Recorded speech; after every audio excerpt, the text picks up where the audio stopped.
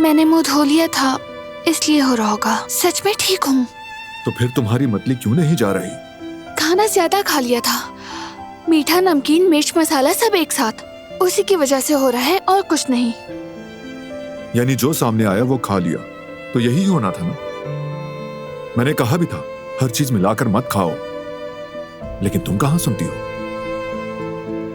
मीठे के बाद कोफ्ता खाता है कोई? अब चुप हो जाओ, खाना याद आते ही फिर से मतली हो रही है।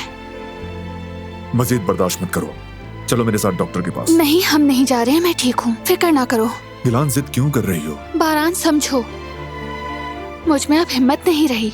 थोड़ा आराम कर लूंगी तो ठीक हो जाऊंगी, सच कह रही हूँ। ठीक है, जैसा तुम कहो।